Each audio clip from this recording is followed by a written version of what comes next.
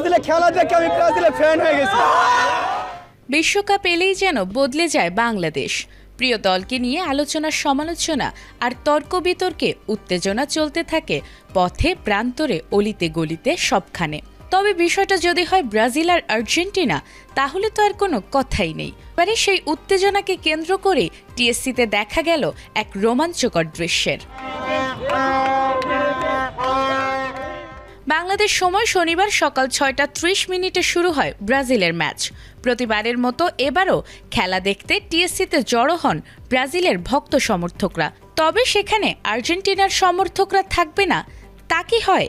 চিরপ্রতিদ্বন্দ্বী দলের হার দেখার আশায় তারাও হাজির হন একই আসরে।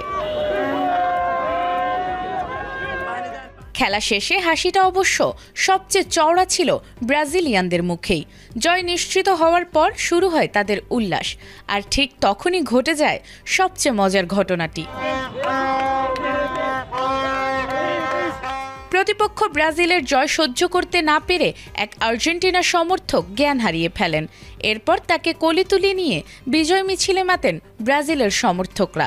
হাসি ঠাট্টা আর আনন্দে মুহূর্তেই জমে ওঠে পুরো পরিবেশ। এখানেই শেষ নয়, পরে সেই আর্জেন্টিনা ভক্তকে ব্রাজিলের জার্সি পরিয়েও উদযাপন করেন উল্লসিত সমর্থকরা। এরপর তিনি জনসম্মুখে আর্জেন্টিনা দলকে প্রত্যাহার করে ব্রাজিল সমর্থকদের দলে যোগ দেওয়ার ঘোষণা দেন। ব্রাজিলে খেলা দেখে আমি ব্রাজিলের ফ্যান হয়ে গেছি। বিশ্বকাপ এলে বাংলাদেশে ফুটবল যে শুধু খেলার মধ্যে সীমাবদ্ধ থাকে না, টিএসসির এই ঘটনাই যেন তার আরেকটি প্রমাণ।